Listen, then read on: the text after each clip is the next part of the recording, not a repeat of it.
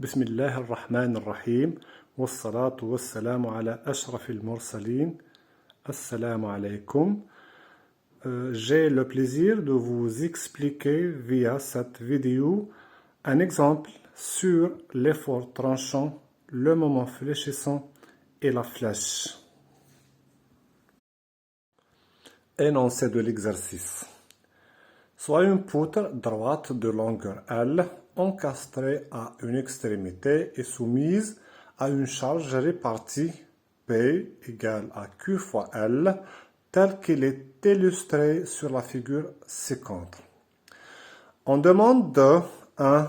Évaluer l'effort tranchant et le moment fléchissant, puis tracer leur diagramme. 2. Écrire l'expression de la déformée et en déduire la flèche maximale. Solution de l'exercice. Premièrement, on va évaluer l'effort tranchant et le moment fléchissant le long de la poutre.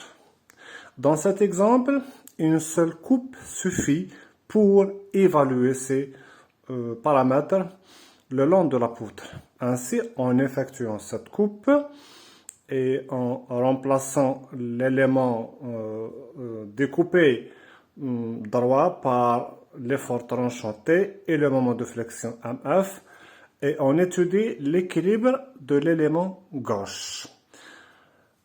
Commençons par la somme des forces par rapport à l'axe Y, ou bien suivant l'axe Y doit être nul. Ainsi, l'effort tranchant plus Q fois X est égal à 0. Q fois X est la charge répartie. Donc, Q fois X qui est la longueur, puisque c'est une charge répartie selon la longueur. Ainsi, on obtient l'effort tranchant qui est égal à moins Q fois X. On remarque que c'est une fonction linéaire. Pour X est égal à 0, l'effort tranchant est nul. Pour X est égal à L, l'effort tranchant est égal à moins Q fois L. Donc, il est maximal en valeur absolue. Passons au moment de flexion. La somme des moments par rapport au point G est égale à 0, ce qui implique que le moment de flexion MF plus Qx, qui est la charge répartie, multiplié toujours par la longueur, maintenant fois x sur 2. X sur 2 représente la moitié de l'élément x, parce que on peut remplacer cette charge par une force équivalente concentrée dont le point d'application est situé à la moitié de l'élément x. On obtient enfin la formule du moment de flexion, ou bien du moment fléchissant, qui est égale à moins Q fois x au carré divisé par 2. On remarque que c'est une équation non linéaire. Pour x est égal à 0, le moment de flexion est nul. Pour x est égal à L, le moment fléchissant est égal à moins QL au carré divisé par 2. Donc, il est aussi maximal en valeur absolue au niveau de l'encastrement, alors qu'il est nul au niveau de l'extrémité libre. Essayons maintenant de tracer les diagrammes de l'effort tranchant et du moment fléchissant. On commence par dessiner l'élément poutre avec l'encastrement, la charge répartie et l'axe des X, la longueur L. Ensuite, on trace deux repères, dont le premier représente l'effort tranchant et le second représente le moment de flexion, ou bien le moment fléchissant. Nous avons choisi un repère dirigé vers le haut pour l'effort tranchant et un autre dirigé vers le bas pour le moment fléchissant. Il convient de mentionner qu'on est libre de choisir n'importe quel sens.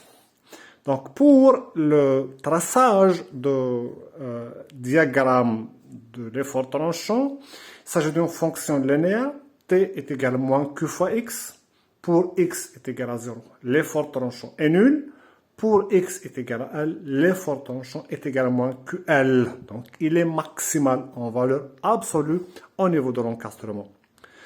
Pour le moment fléchissant, c'est une fonction non linéaire, moins que x au carré divisé par 2. Donc, elle correspond à cette courbe qui est définie par un début pour x est égal à 0, le moment fléchissant est nul, et pour x est égal à L, le moment fléchissant est maximal en valeur absolue est égal à moins que L au carré. La deuxième partie de l'exercice concerne l'expression de la déformée, ou bien de déplacement transversal. Avant d'aborder cette question, il convient de définir certains paramètres propres à la flexion, qui sont la courbure de flexion, l'angle de flexion et la déformée, qui est le déplacement transversal.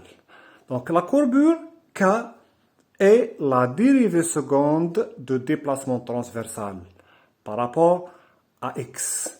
Dans le cas d'un comportement élastique linéaire, la courbure est toujours égale au moment fléchissant divisé par EI, qui représente le module de Young E fois le moment quadratique d'inertie de la section par rapport à l'axe Z, IZ.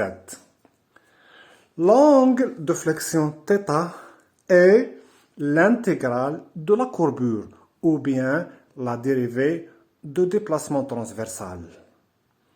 Pour la déformée, ou bien le déplacement transversal, elle est égale à l'intégrale de l'angle de flexion. Dans notre exemple, bien sûr, on va remplacer le moment fléchissant par sa formule qui est moins que x au carré divisé par 2 et on passe à l'intégration pour obtenir l'angle de flexion θ qui est représenté par la formule 1 divisé par EI fois moins que x au cube divisé par 6 plus c. C est la constante d'intégration. Maintenant, on intègre de nouveau cet angle pour obtenir l'expression de la flèche qui est égale à 1 divisé par EI fois moins que x à la puissance 4 divisé par 24 plus cx plus d. Donc c et d sont les constantes d'intégration. Passons maintenant à la détermination des constantes d'intégration C et D. Premièrement, il faut savoir que l'encastrement est une liaison qui empêche tout déplacement et toute rotation. Ainsi, l'angle de flexion est nul, le déplacement transversal est nul au niveau de l'encastrement. L'encastrement correspond à x est égal à L. Donc, mettons θ pour x est égal à L égale à 0 et déterminons la constante c qui est égale à QL au cube divisé par 6. Maintenant, remplaçons cette constante c dans la formule de déplacement transversal et mettons cette formule égale à 0 pour x est égal à L. On peut ainsi déterminer la constante d qui est égale à moins q L à la puissance 4 divisé par 8. Enfin, on peut obtenir l'expression finale de la déformée en remplaçant les constantes d'intégration C et D par leurs expressions.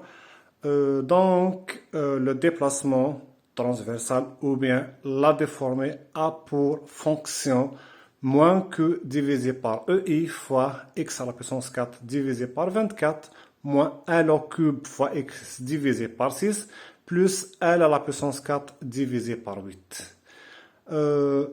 La flèche maximale est localisée à l'extrémité libre. Donc, cette extrémité correspond à l'abscisse, x est égal à 0. Donc, mettons x est égal à 0 et obtenons la flèche maximale qui est de moins que L à la puissance 4 divisé par 8 EI. Voilà, nous sommes arrivés à la fin de cette présentation. J'espère vous avoir été utile. Rendez-vous à la vidéo prochaine. Wassalamu alaikum.